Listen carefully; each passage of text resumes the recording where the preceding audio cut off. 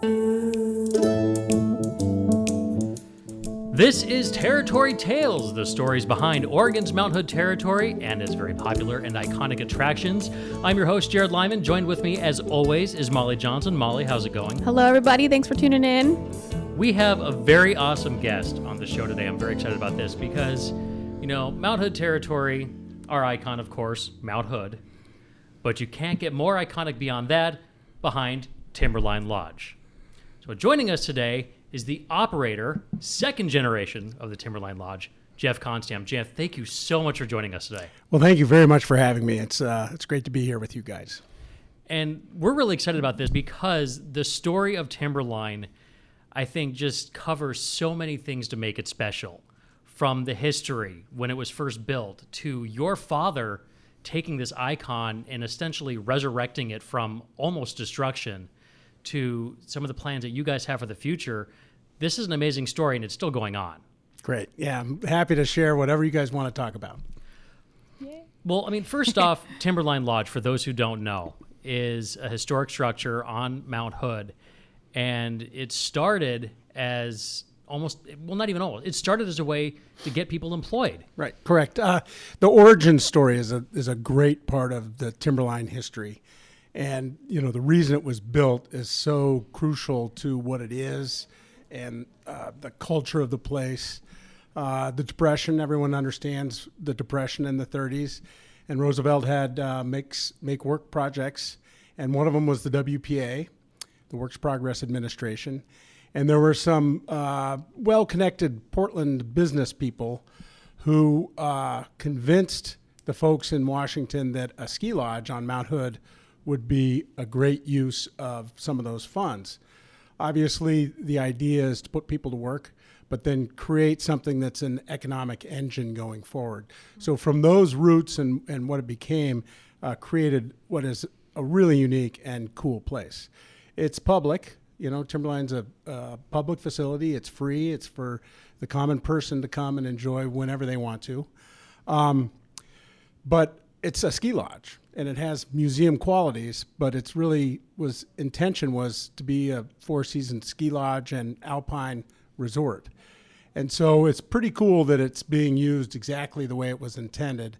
And the experiment, and it was a social experiment at the time, has worked. And it's a great public-private nonprofit partnership. We've got the Friends of Timberline, the U.S. Forest Service, then RLK and Company is our company, which operates it. Right. But your dad took over, and I think I read, was it 4 people that were trying to operate it before he was able to come in and successfully? Well, yeah, and it was similar folks. They had 4 different entities. And okay. It's important to kind of realize where we were in history. Okay. And so the lodge was built during the Depression, and back in the 30s and the late 30s, and then, of course, World War II in the 40s created some issues for Timberline, and people didn't recreate in the winter like they do now. It wasn't mainstream. There were a hearty few who could even get to Timberline, let alone be able to negotiate the place. Yeah, four-wheel drive wasn't really that much of a thing yet.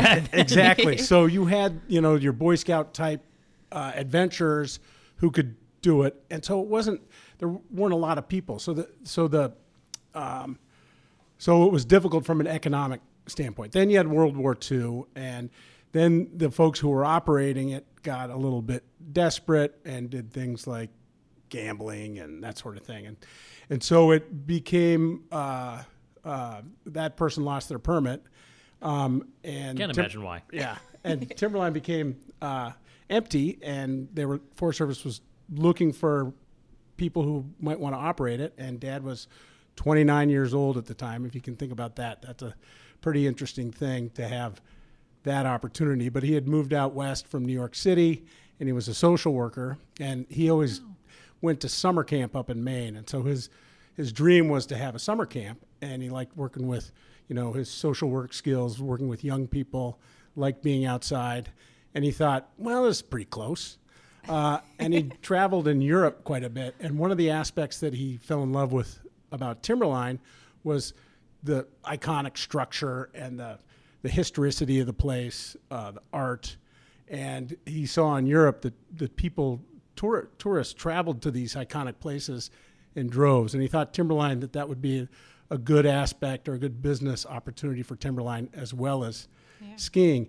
And then what happened, so Dad took over in 1955. He wrote a proposal and happened to, for some reason, get the nod from the Forest Service, 29-year-old kid. I love that. But had a lot of energy and put his heart and soul into the place. But at the same time, if you think about the late 50s, early 60s, these guys were coming home from World War II. Skiing started to become a cool thing to do, where it really wasn't before, and became so his timing was good also. Okay. It had a lot to do with his tenacity, but timing was good also. And so there was this renaissance in skiing in the late 50s, early 60s, and that definitely helped as well. And it's that vision that I think is one of the things that, made your father and your family special in making this a successful business. Because for starters, he put money into the property despite not owning it, which other operators fail to do, correct? That's correct.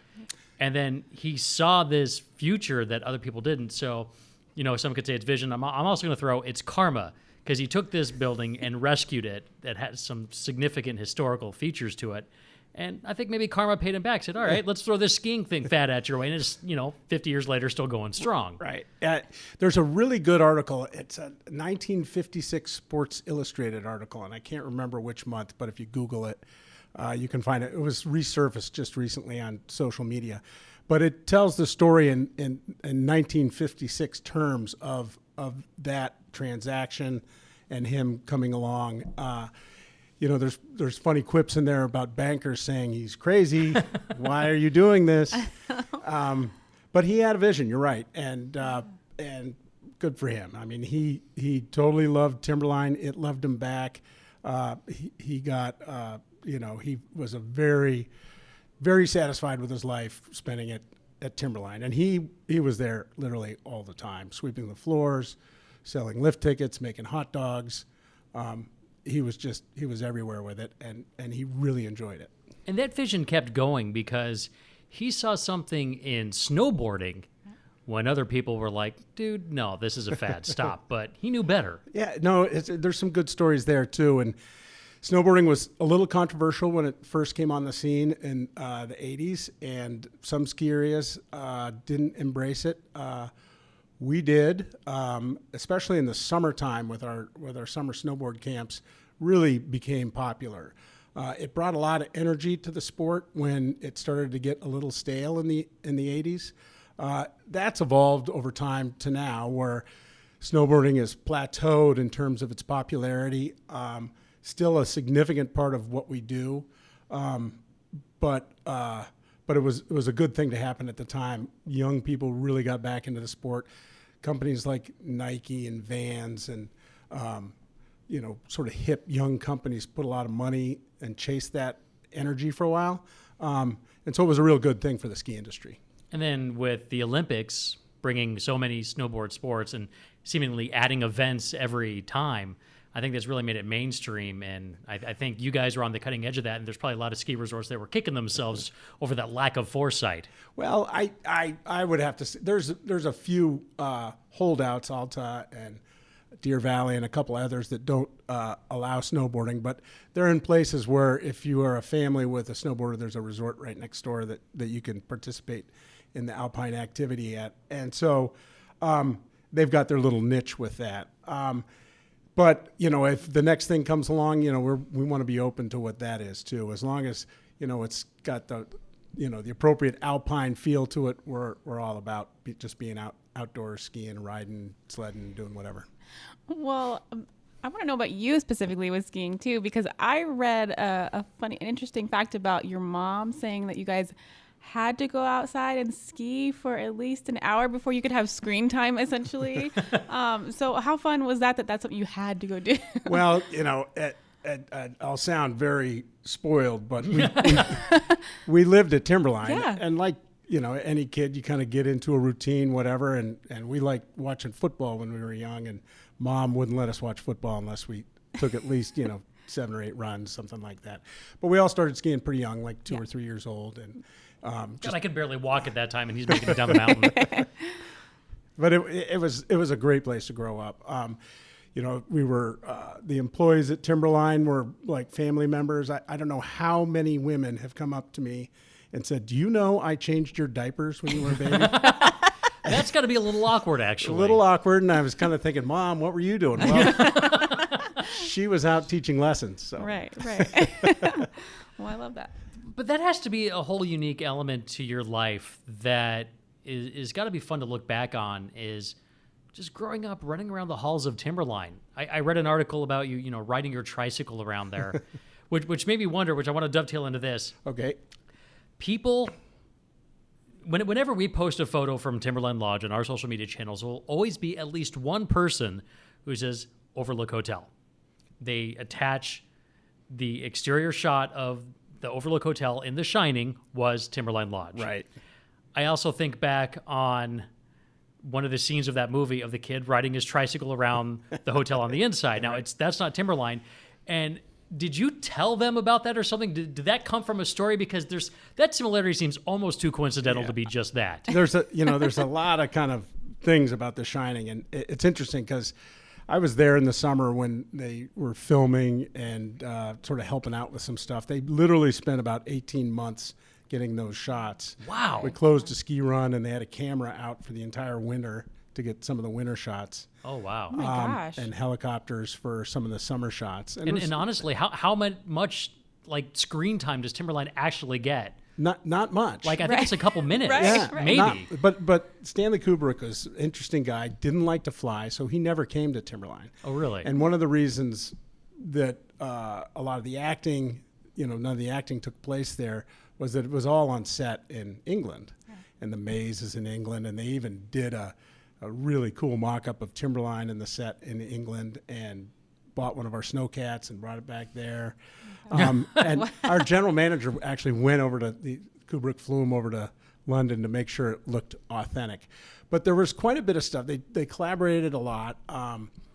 They took a lot of the effects out of my dad's office and put it in the general manager's office in the movie. Dad did request that they not use the room number 217 in the film, which is in the book, because we have a room number 217 at Timberline, and so I think it's 237 or something like that. But it's interesting. I was in high school, and the premiere was in Portland, and we took the bus from Timberline, and all the employees. I took my girlfriend at the time, and I thought it was kind of a lame movie. Oh no! And it's turned into this thing that's, it's people ask about two things. The Shining's one of them when they walk up to the lodge. Yeah. Well, I mean, Timberline Lodge is famous for so many things. I mean, that being one of them. And again, we touched on this before, is the snowboarding in the schools. You guys play host to so many current and future and past Olympians. Timberline Lodge is famous among those circles as being the place to go for training. And that's got to fill you with a sense of pride. Yeah, no, absolutely. And we put something out this morning on that. We just re-upped our agreement with the U.S. ski team. And they train in the summer and literally always have, but we've formalized that a little bit. And literally everyone on either, if you're an alpine skier on the U.S. ski team or a snowboarder on the U.S. ski team, you've trained at Timberline. And that's kind of cool. I mean, there might be a few, but virtually 99% of them have all been there training in the summer. That's because of our unique summer operation, which is another cool aspect of Timberline. There's a bunch of them. You look at the art and the history and the culture of the lodge. That's one thing, and then the year-round skiing is another. And and the fact that it's the ski lodge that it was intended to be, the building's in great shape. I think so. It's in fantastic shape. I think anybody would say that. Yes. So we're awfully proud of what happens up there, and obviously skiing is the economic engine that makes all of that happen. Right. But I like the symbolism too. I mean, it's a federally owned, it's on the National Register of Historic Places, and then the U.S. team trains there. Right. So I love that. So you've got these kind of different ends of the spectrum of coolness. Yeah, and right. It all kind of happens in the same place. Yes. Well, it is a great, joining of so many things, because you touched on the artistry there, and maintaining that is no small process.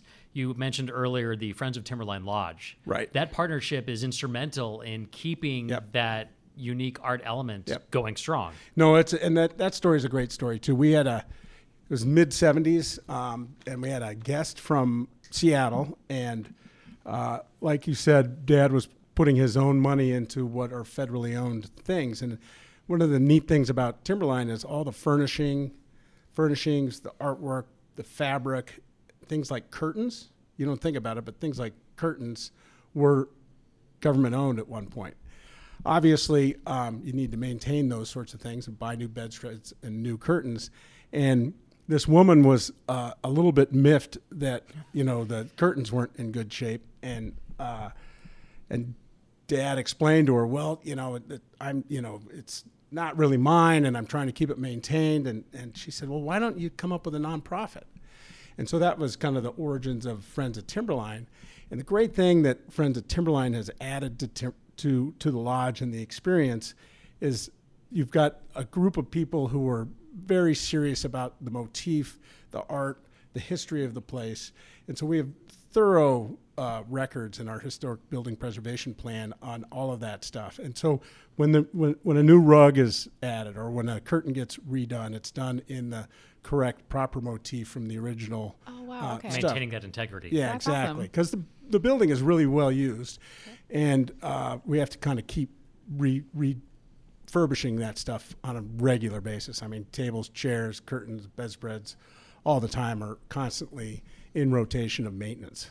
I really hope your dad never paid like a penny in federal taxes after all the money he put into federal property. No. That would be kind of insult to injury there. I'll just say that he's paid a lot more taxes than Donald Trump. That's awesome. Well, on a similar topic of things that you've kind of kept alive is, I want to know, because I'm obsessed with dogs, why what was the story behind your St. Bernards, the Heidi and Bruno's, and how many, and the story? That's a fun one too.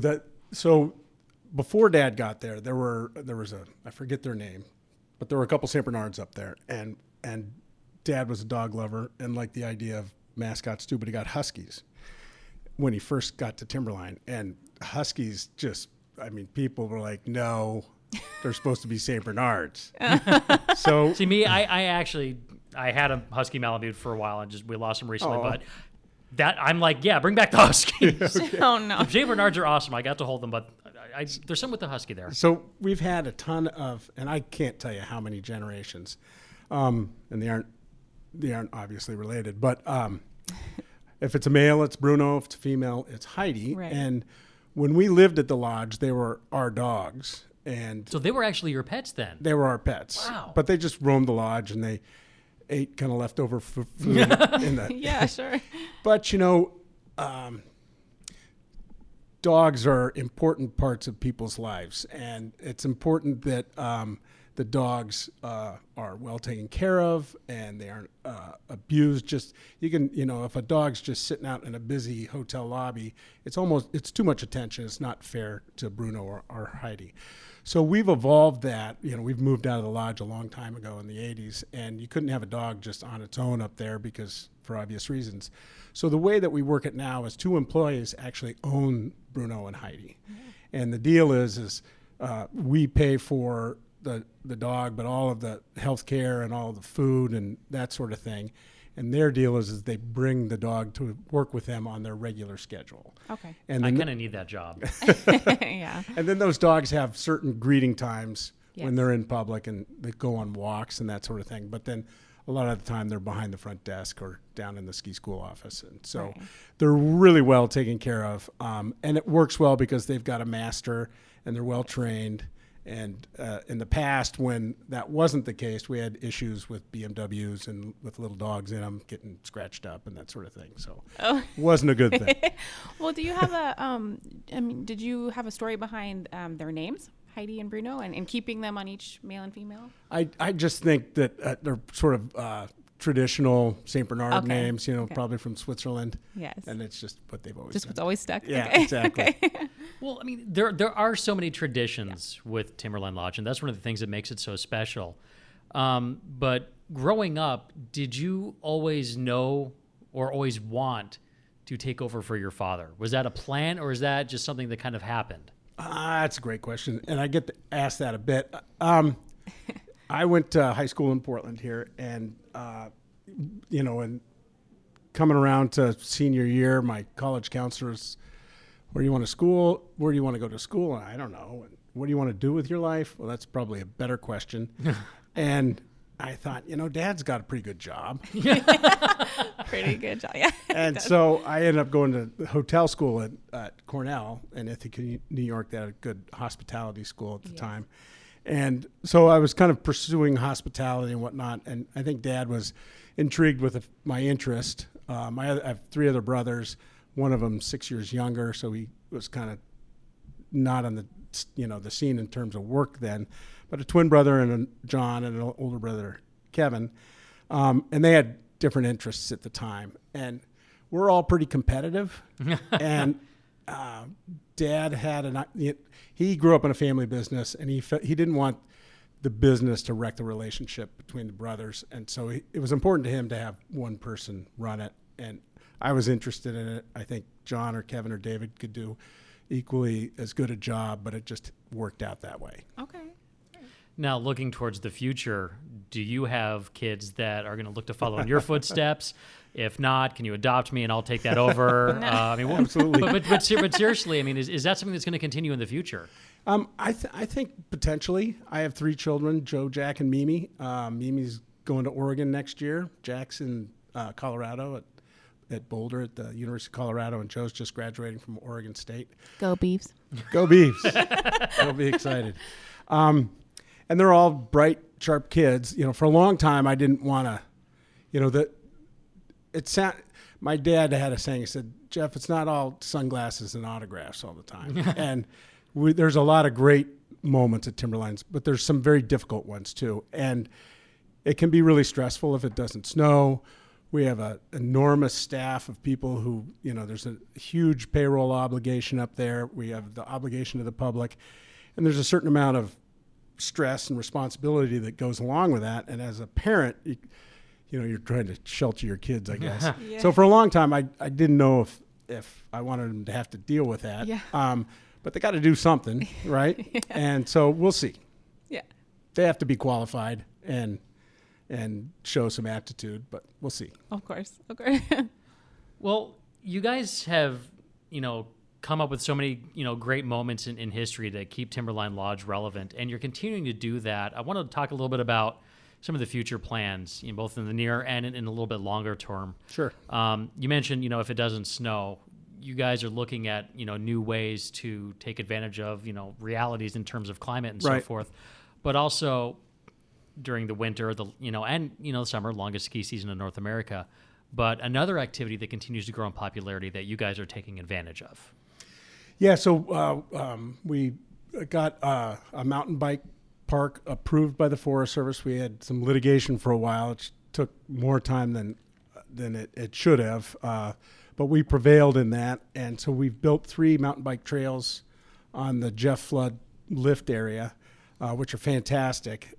We rode them at the end of last fall, and that'll open this summer, probably late in July.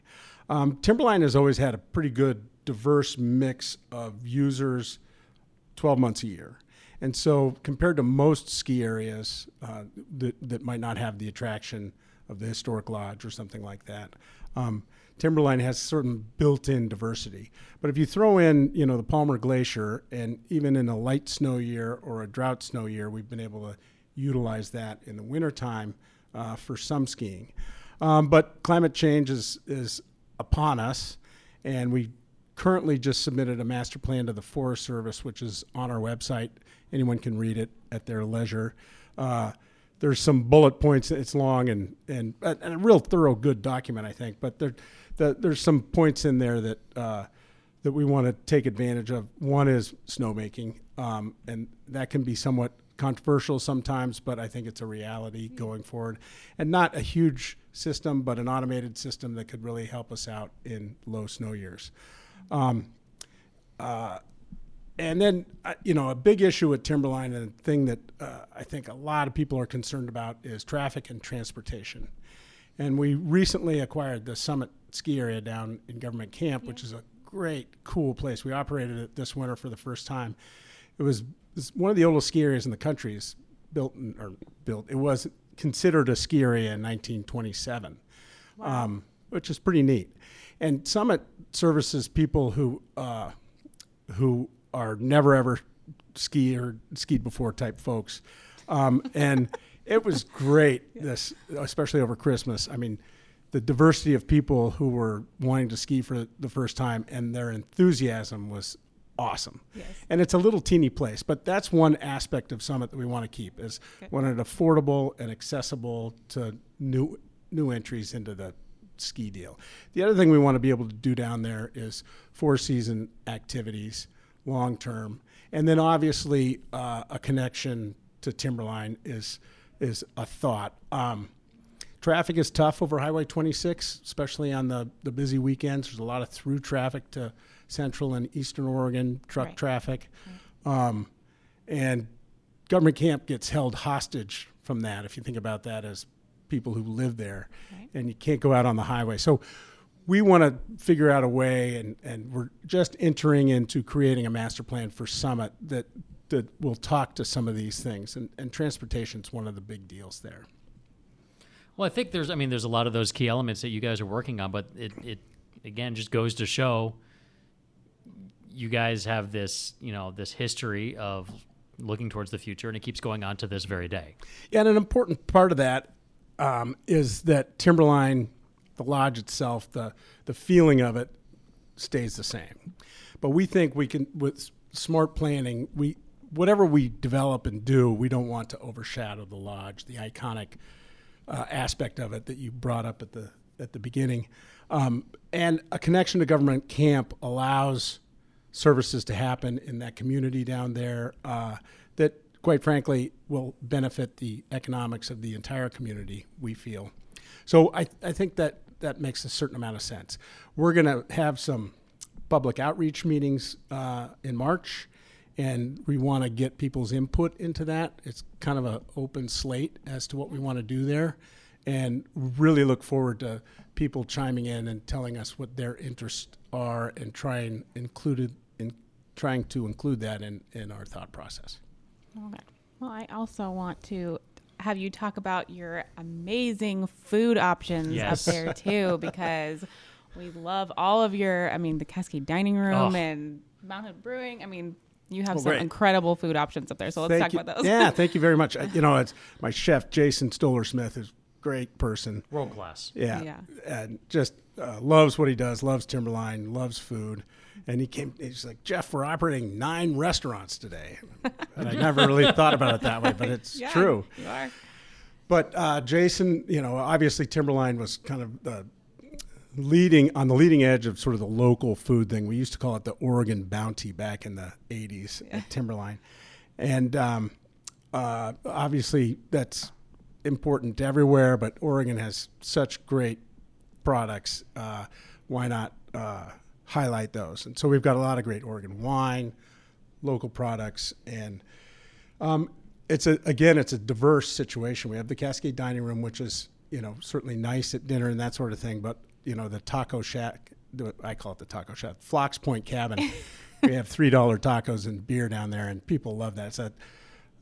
It's an old Boy Scout cabin that was built in 1925, and the Boy Scouts came to us and they were looking for help with facility maintenance for their lodges. They have 3 lodges on Mount Hood, and the little Boy Scout cabin that was in our permit area still is, but it was a little bit problematic. It only slept 8 kids, and they had to snowshoe out there and back, and they couldn't maintain it. So we did a donation to the Boy Scouts, and they bequeathed the cabin to us. And it's got its own cool little history. Yeah. We opened a restaurant in Portland. It's called Tillicum Station. Yes. And that's Mount Hood Brewing Company products down there. And so we're making pizza, Neapolitan type, wood-fired pizza and beer to kind of bring the Mount Hood Brewing Company brand to Portland. We've been brewing beer in Government Camp at the brew pub since 1992, so we've been at it a while. And that's always fun and exciting. And though I just got to say that the Tillamook cheeseburger there, the bacon cheeseburger, oh my God, just the chunks of bacon. I'm like, these guys do it right. Yes. Well, and I love the government camp, the Melbourne Brewing at government. I love their mac and cheese. There you go. That is awesome as well. So we're fans of the Yeah, food. great. You guys are awesome. Thank you. Well, I think it is time to spring our little surprise on Jeff. Uh-oh.